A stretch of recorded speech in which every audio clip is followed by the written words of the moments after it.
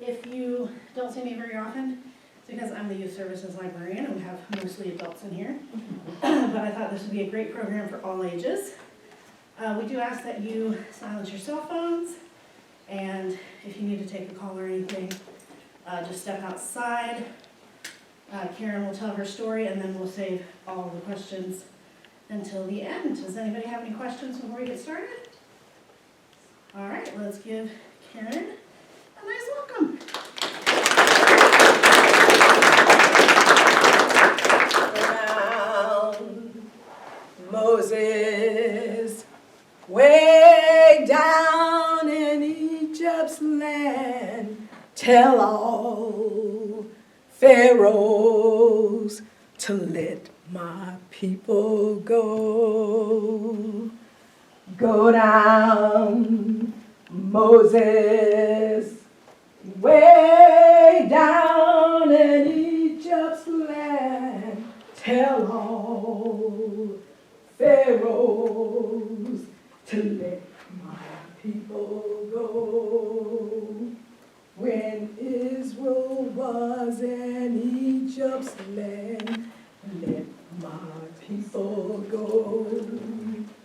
Oh, pressed so hard they could not stand, let my people go. Go down, Moses, way down in Egypt's land, tell all pharaohs to let my people go.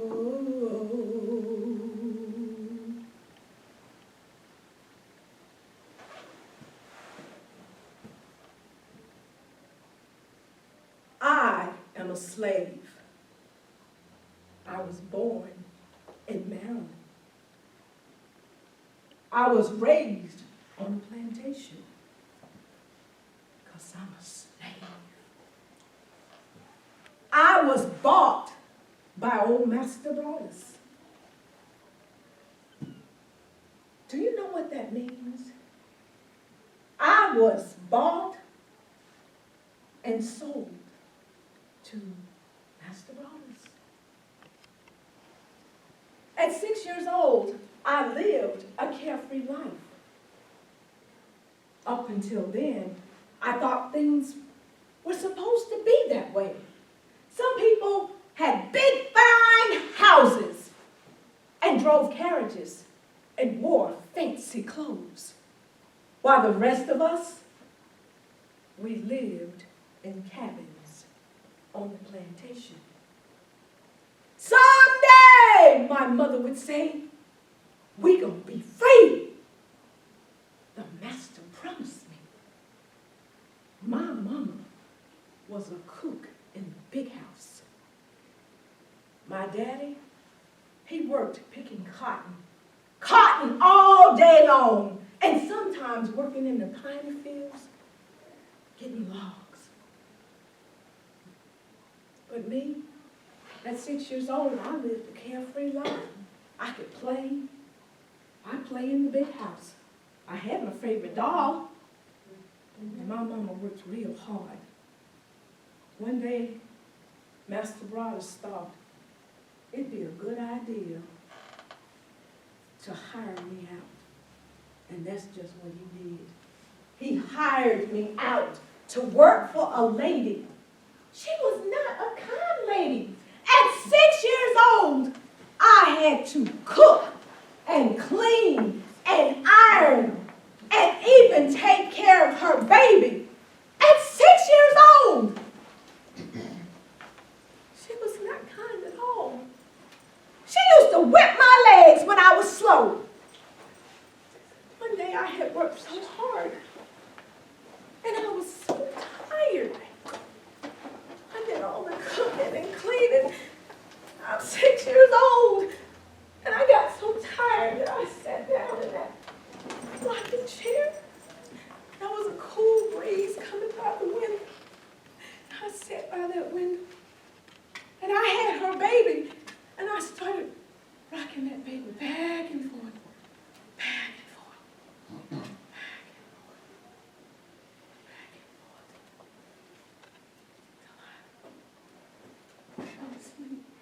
she jumped up. She got her whip, and she whipped, and she whipped, and she whipped, and she whipped. She whipped my legs because I was sleeping. But you know what I did? I ran all the way back to Broadus Plantation. I kept running and running and running and running and running and running and running till I couldn't run no more. And I made it back to the plantation. I was so glad. You know why? Because I was with my own people.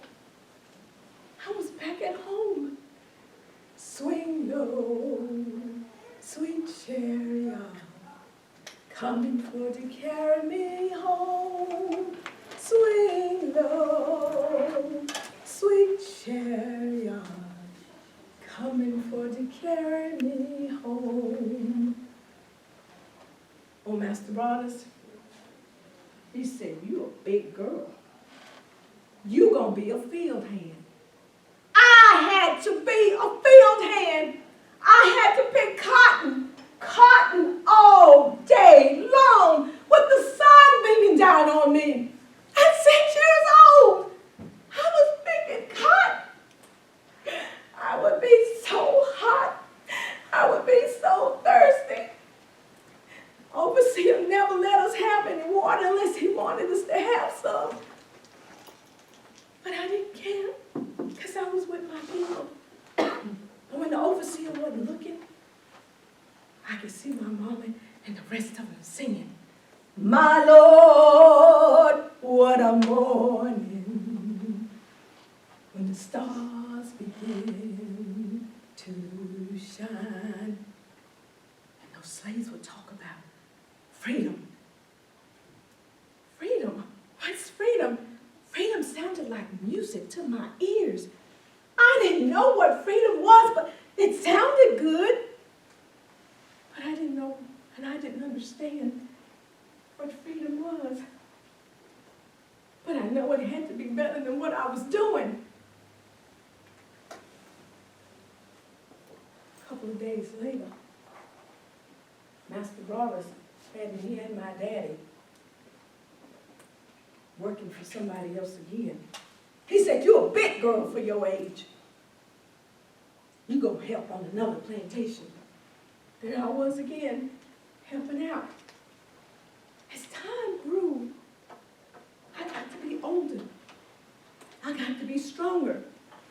Old Master Broadus, he thought that I needed to work harder. So he continued to hire me out to work for other people. And that's just what I did. Slave life wasn't easy. It had to be more than what I'm doing. Everybody kept talking about freedom. And those that were challenging that freedom, oh, they tried. But they didn't get anywhere. Old Master bring them back, and he'd whip them. One time I was working out in the field, and Old Master Broadus decided to pick me. The overseer came and got me and told me that you were to go down to that river and get those muskrats out of those traps, he said. And you put them in this sack. I can't swim. I don't know how to swim. Get in that water, he said. But I can't swim. He had roped off from one tree to another across that river. He told me to get down in that water. I kept telling him, I can't swim. He threw that sack at me. Get in that water, he said. I got in that water. I said, oh, it's cold. Get those traps, he said. I got my eye on you, gal. You get those traps, and you get those muskrats out of that trap. I was in that water, but every time I saw a muskrat, I couldn't put it in the sack. I took the traps, and I pulled them apart, and I said, get, muskrat, get. Then I saw another muskrat, and I pulled that trap apart, and I said, get. Overseer saw me. He snatched me out of that water. You gonna be sorry you ever done that. He tied my hands up. And he drug me all the way back to the plantation. Drug me all the way back to the plantation. There I stood in the yard of the plantation. Mrs. was there. Master Broadus was gone someplace. You know what she said? She said, whip her and whip her good. They took me and they tied me to a tree. And he ripped all my clothes off. And he whipped and he whipped and he whipped and he whipped until the blood came out. I screamed. I screamed for my mama. I screamed and I hollered and I screamed and I hollered, and the more I hollered, the more he beat. My mom kept saying, Lord, please, Lord, let it be quick. He beat me until I passed out. My mom and my daddy cut me down from that, being tied up to that tree. They took me in the house because we lived in cabins on the plantation. You see, we didn't have what everybody else had. Mama took me in, Daddy laid me down there, and Mama made up some concoction to put on those bleeding wounds that I had. And she said, child, be quiet, don't you dare cry. Don't you dare cry. But I couldn't help but cry. Oh, the pain hurt me so bad. And it hurt, and I was bleeding. And Mama had mixed up some concoction she put on my back. And she had a piece of bark, and she put it in my mouth. And she said, you bear down on this, and don't you dare holler. And that's what I did. I slept for a whole week. I couldn't walk. I was in bad shape. But when I got better, Master Broadus, he had me back outside in the fields again. All back outside again, working in the fields, picking that cotton all day long. And people kept talking about being free. What is being free? I wanted to be free. Well, some big old man come talking about he was free. He had a piece of paper. He said he was free. But freedom had to be more than a piece of paper. It wasn't the freedom I was longing for. It had to be better than just a piece of paper. I kept thinking about that freedom. And every night I went to bed, I thought about that freedom. And one night my daddy said, come here, child. Step outside. Look up in the sky. What do you see? I said, Daddy, I don't see nothing but a whole lot of stars. And he said, look again, child. You see that star right there? That be the North Star. That be the only star you need to ever know about. And all those little stars around it is the Big Dipper. If you're thinking about being free, you better think it better be pitch dark before you leave. And that be the only guide you got. I thought about that freedom. I couldn't do it. I thought about it. And every day I was working out in the fields, I kept thinking about being free. My friend Amanda talked about being free. She tried to go and be free. They bruised her up so bad. She had a scar run across her forehead to prove it. She said to me, child, get that thought out your head. We gonna be where we are. We ain't never gonna be free. Something happened awful sad. Master Broadus died. What's gonna happen to us? If he died, what's gonna happen to us? He died before he signed the papers. He promised my mama her freedom. And he died. What's going to happen to us? I thought about that freedom, and I thought about that freedom, They tried to get away. A lot of them ran away. But the slave catchers caught them. And if a slave catcher caught them, they're going to whip them. They're going to wish they were dead when they got through with them. Sometimes they would hang them. And sometimes they would brand them. They would take an iron brand and brand the name of the plantation that they lived on. Scarred them up awful bad. So many slaves walked around with bruises on their backs just like me. It had to be something else. Freedom had to be someplace. Just like my mama said, there had to be a promised land. I dreamed about it so much. My daddy took me out again on a different day, and my daddy said, "You still thinking about being free? Well, let me tell you some things about being free. You got to know how to do some things if you're going to be free." My daddy taught me how to read a tree. That's right, read a tree. He said if that moss grows on the north side of that tree, that'd be the way you're going to go north, to freedom. My daddy also told me bird calls was the things I needed to listen to. If I hear those birds in the morning, that's where I need to follow in that direction. My daddy taught me how to skin a squirrel. My daddy taught me how to fish with nothing but a string and a nail. And my daddy taught me the right way to swim. He took me down to that same river that I let those muskrats go. And he taught me the right way to swim. And my daddy taught me how to walk through the woods without making one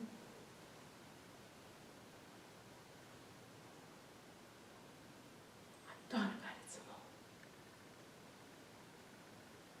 At night, I had a dream about freedom. I dreamed about freedom, I dreamed about freedom, I dreamed about freedom. I had that vision in my head. And when everybody was sleeping, I decided, I'm going to leave. I got my mama's hat, and I put on her hat. And I decided, I'm going to pack me some victuals. And I put victuals in my bag, enough to get me by. My daddy's coat was there. I took my daddy's coat. I'm leaving. I'm going to leave. They won't know I'm missing. That North Star's got to be out there. And I set out. And that farewell chariots come. I'm going to leave you. I'm headed for the promised land. I'm bound to leave you. I'm sorry I gotta leave you. Farewell, oh farewell. I'll meet you in the morning. Farewell, oh farewell. I'm bound for the promised land. Farewell, oh farewell. On the other side of Jordan.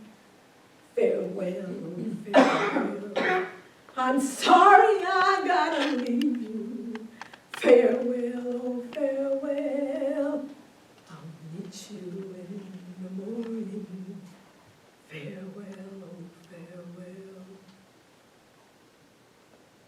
I looked out. There was nothing but that North Star. And I started my journey. I was scared. It was cold. And I started going. And I started running. And I kept going, and I kept going, and I kept going, and I kept going and going and going and going and going and going and going until I couldn't go no more. And I stopped to rest. I sat on the side of a log, and before I realized, I'd fallen asleep. That morning, I heard the quail call. I started going some more. And I was going and going and going and going. And then I heard the slave catchers. I heard them. They had dogs. They were coming after me. Dogs were everywhere. And all I had was this nasty swamp that was ahead of me. Oh, it was filthy. It was muddy. I had to get down in that nasty, swampy, dirty water. I had to wade in the waters, wade in the waters, children, wade in the waters. God's gonna trouble the waters. When they left, I got up. I was covered in mud from head to toe, but I had to keep going. So I kept going, and I kept going, and I was getting tired, and sometimes I just pass out. And then I wake up, and I kept going, and I go some more, and I go, and I kept going and going and running, and I traveled for days and for nights over. But nothing but the North Star guided me. And then one time, I was so tired, I passed out. And I fell asleep. And then this man was touching my shoulder. He said, "Wake up, child, wake up." I looked up, and there was this white man standing there. He said, "Follow me." I followed him. I followed him all the way to a barn. I went inside this barn. They had a fire. They fed me food. They gave me dry clothes to put on. I couldn't believe that these people were helping me. Him and his wife was helping me. And they told me where I could sleep and get some rest, which was way up above in the top of that barn. It was a little secret place for me. Because you see, those slave catchers would have been coming for me. Well, I hid there for a few days, and then they told me where to go on my journey. The next day, I started on my journey. I gotta reach Philadelphia. I gotta reach the promised land, and they told me where to stop, who to talk to. I traveled in the back of a wagon covered in hay. I put on disguises so no one knew who I was. I traveled in a little boat covered up so no one knew it was me in that boat. And then I ran and I walked and I run and I walk and I run and I walk and I run and I walk until I could see the city. I reached the promised land. I made it to Philadelphia. I made it to Philadelphia. All I could hear was my mama saying, "My Lord, what a morning." I made it to Philadelphia. Nobody knows the trouble I've seen. Nobody knows my sorrow. Nobody knows the trouble I've seen. Glory, hallelujah. I'm in Philadelphia. I am free. I was so free. And I was so happy. I got a job. I worked for a lady who taught me the right way to clean a house, the right way to do this, and the right way to cook, and the right way to handle things. I got a job, and you know what else? I got paid for it. I got money. I didn't have to worry about an overseer coming after me with that whip. I got paid, but I wasn't happy anymore. went to bed, I got visions of all those people down south. Every one of those people I left down there, even my parents. So I thought about what I needed to do. And so I did that. I went back. That's right. I knew it was going to be hard, and I knew it was going to be dangerous. But you see, I had a vision. I went to sleep one night, and the word came to me, you are the second Moses, and you need to go and lead your people free. I thought about that, and that's what I did. Go down, Moses, way down in Maryland. Tell all those masters to let my people go. I went down there to get my people. Oh, I knew it was going to be dangerous. Let me tell you how dangerous it was. There was a reward for me. They wanted me dead or alive. Just because I ran away.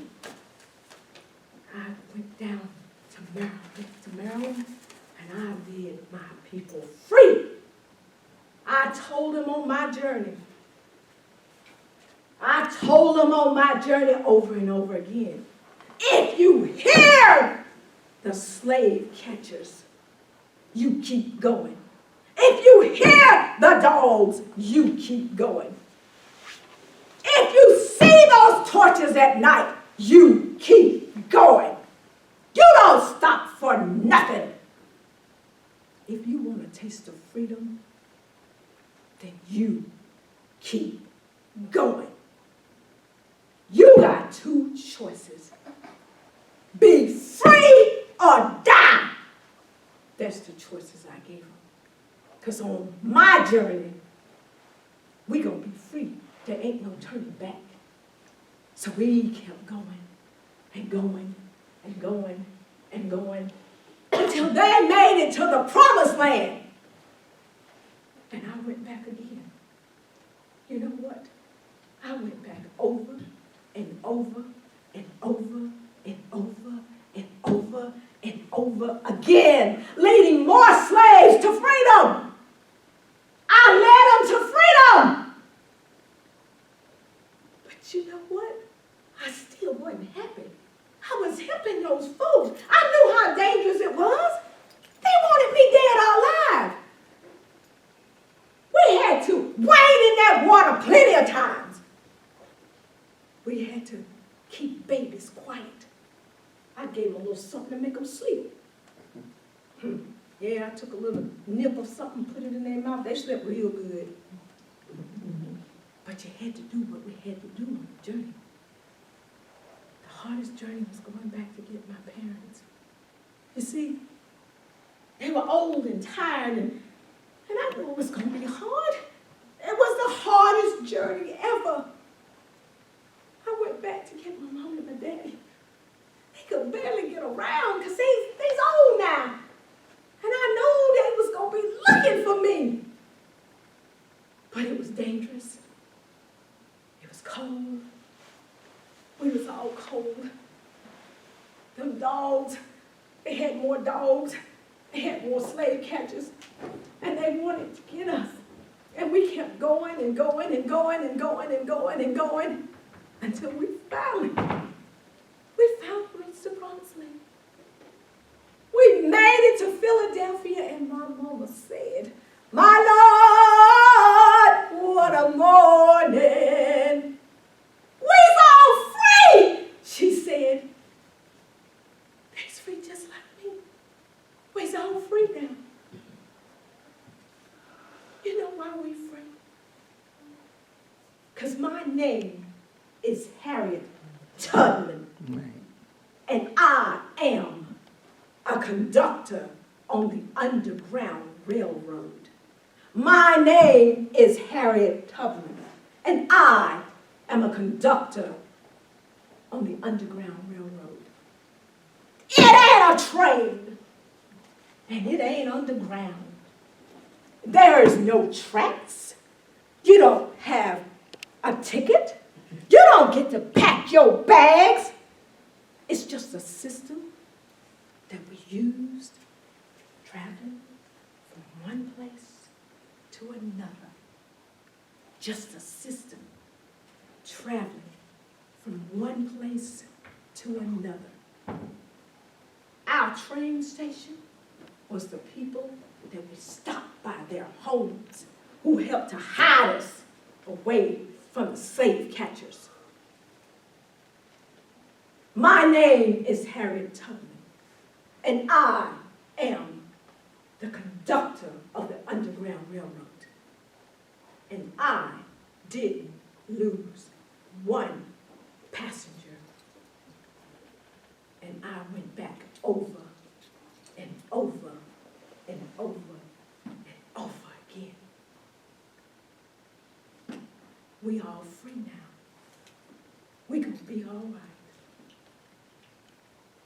Swing low, sweet chariot, coming for to carry me home. Swing low, sweet chariot, coming for to carry me home.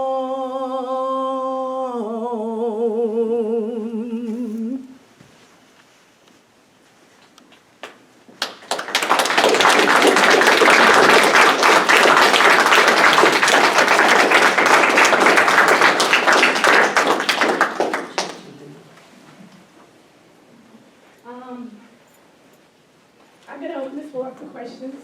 For those of you who don't know who I am, I'm McDowell, and I am a retiree from the Landrum Library in Landrum. And Jen invited me to come this year to your library in Polk County to present something for one of my presentations for Black History Month. And I am so thrilled that I got to come. Does anybody have any questions they'd like to ask? I do. Yes, ma'am. Could you tell us a little bit about, I guess it was later in life when she became a spy and helped the Army? She, later in life, she moved to Albany, New York, and during that time, she had a place for her mom and dad and everything. She started working for the Army, and she became a spy. They had no idea. She kind of worked as a little nurse, and she was carrying information, getting information. And she was very good at what she did because nobody ever expected her to be a spy. A lot of times she was in disguise. They had no idea she was even there. A lot, she would dress up like a man or somebody or look like part of the Army guys and all that. But she was a spy, and a darn good spy. She really was. Any other questions? Is there an accurate record of how many slaves she held? Okay, you know, there's so many misconceptions about how many slaves. It's up and down. Some books say 300, some said no.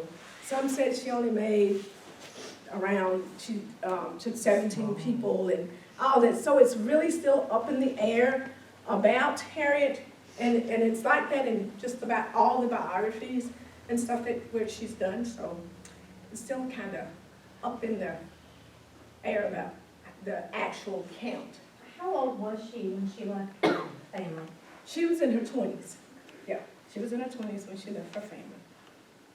Any other questions? And she did marry the man that I was mentioning. He had a piece of paper that said who he was. That was John Tubman.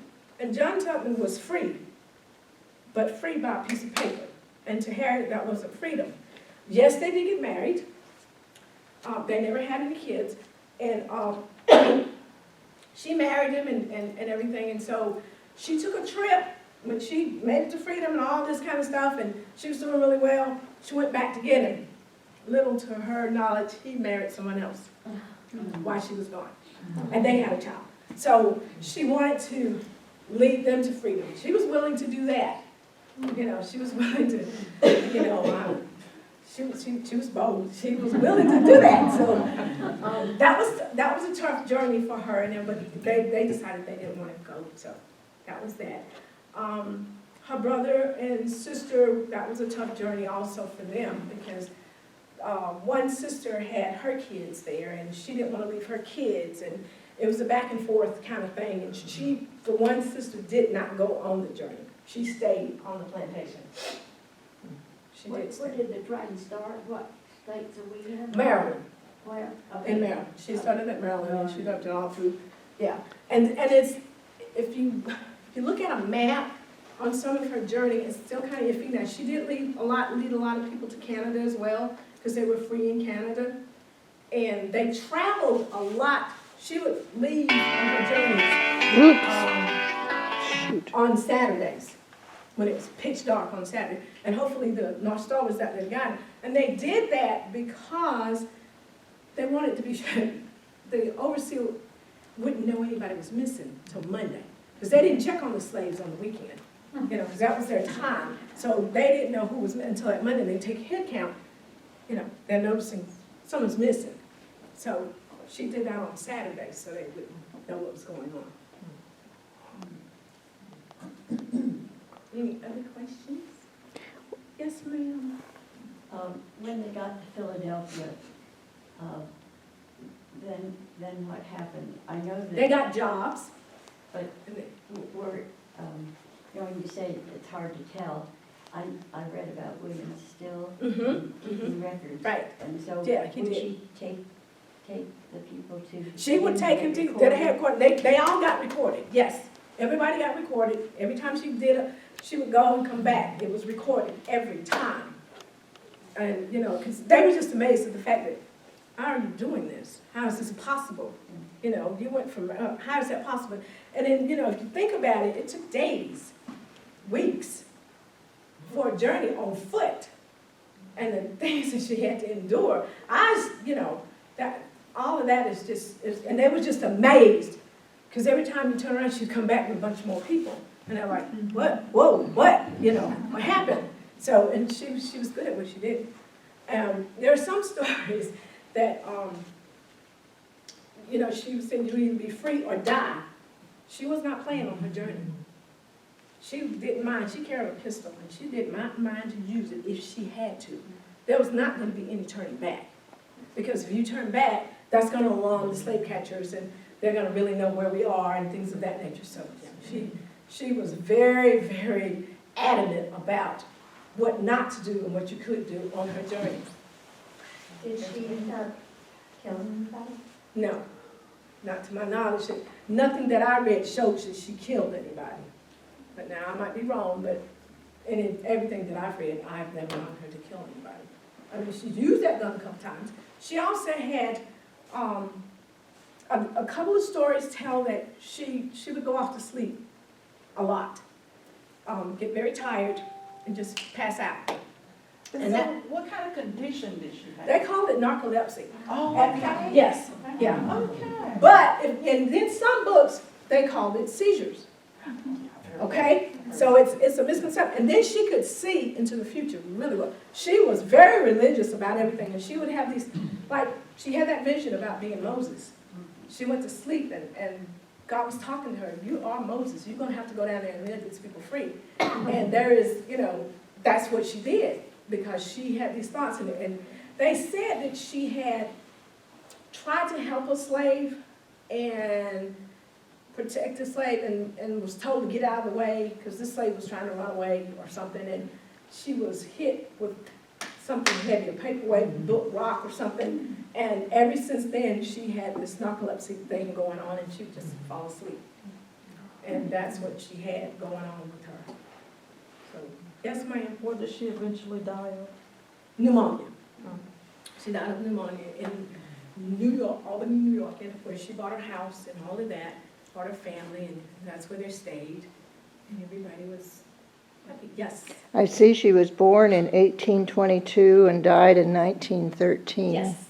And so that was 43 years before the Civil War happened and or ended. And I'm just wondering, how long did she make those trips from the time she was in her 20s. That's still an iffy thing. Some will say it's one thing and some will say another. So they're kind of just trying to still figure out how long, how many days, or I had it written down, it said so many days, so many weeks that she had done this at a time, that she would take her journeys.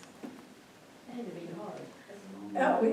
I mean, back and forth, very hard. I mean, yeah, on foot and, constantly. And she traveled through the rain, the snow, hot weather, and everything. And, they were determined to be free. And with that determination, she was very strong about what she wanted.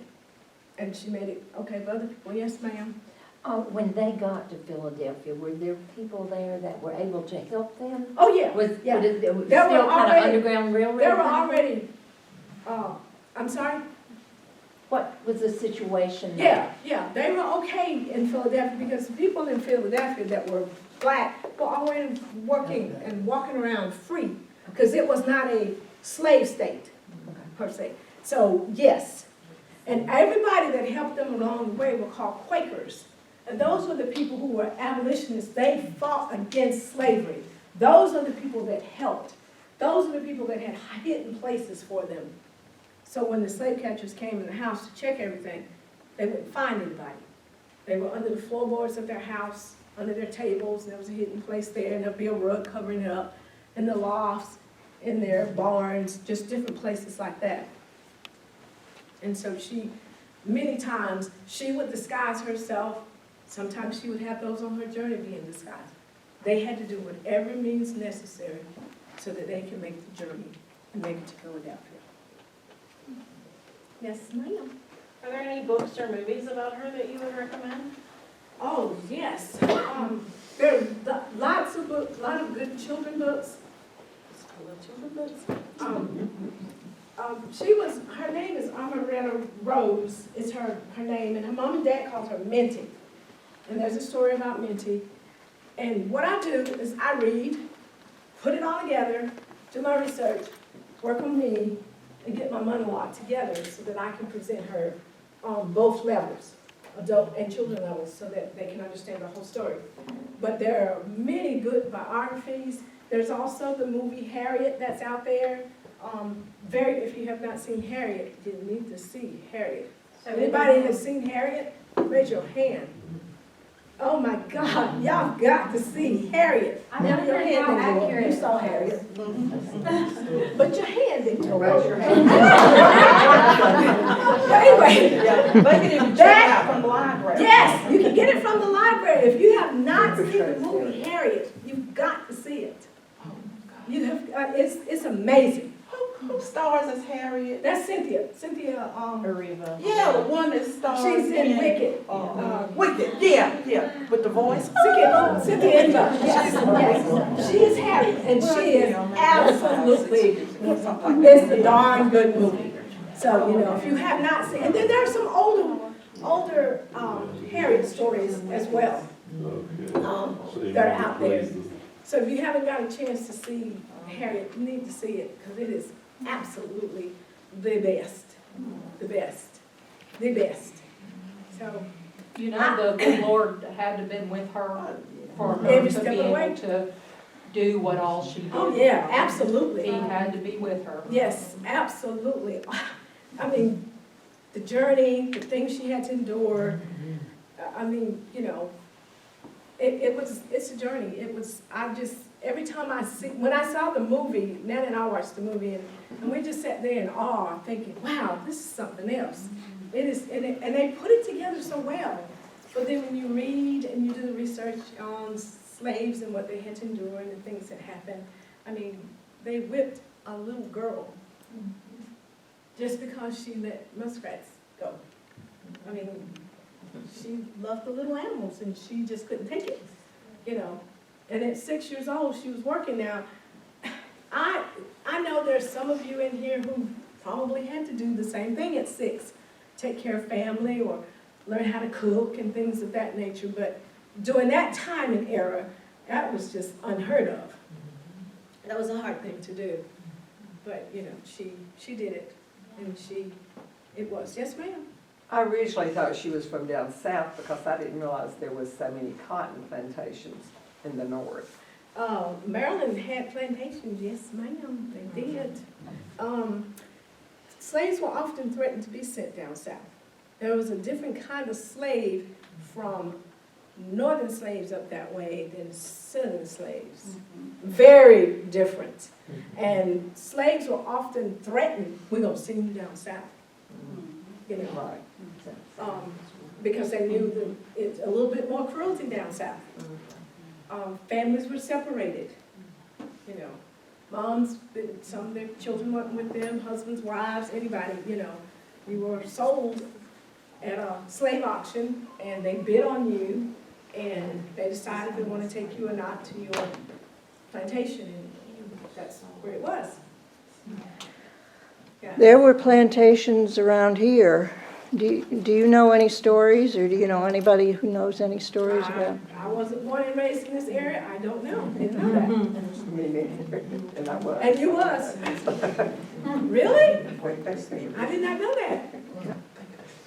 Slave plantations in this area. Anybody know that?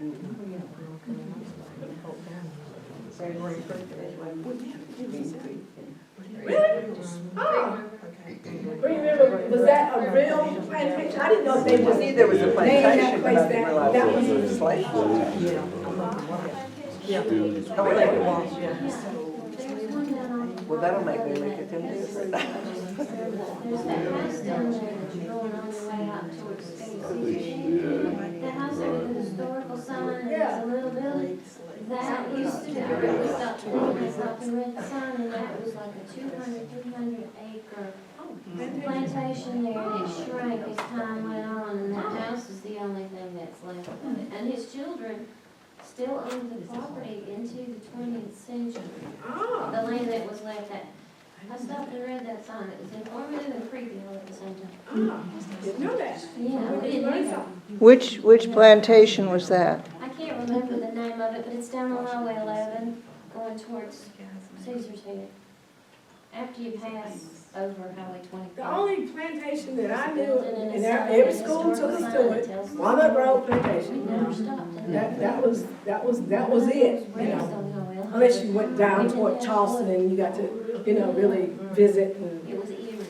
do the history there, but Walnut Grove Plantation was it that I knew of that was close for our area. But, yeah. And slaves could not read and write, how about that? They couldn't read and write. Would you like that? I know you wouldn't, because you read all the time. I know you do. But, I mean, they couldn't read, couldn't write, but they had secret little messages they would do in the dirt all the time. They would do those things, and they would sing while they were out. And I know why they sang a lot when they're out picking cotton, conveying messages. They also would sing to distract the slave catchers so that some slaves drifted off, trying to sneak away. We keep singing, and there they go, you know. They would do things like that. But I always ask this one question. Let's see if you got smart enough to get it. You can cut off everything you want to, but there's one thing you can't cut. What's that? You might can cut my fingers off so I can't hold the book.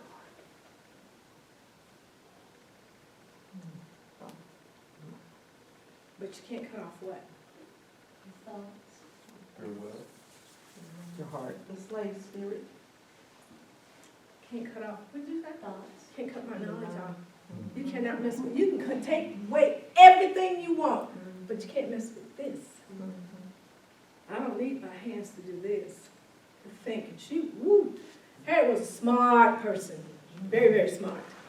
Very, very smart, very, very courageous, and she was just remarkable. And I thank you for being here so that I can share Harriet with you. I thank all of you for coming out. And for those who were not at my presentation in Landrum, I introduced everyone else to somebody different. And I think they learned something there too. So those who was at the Landrum one, you're going to have a test.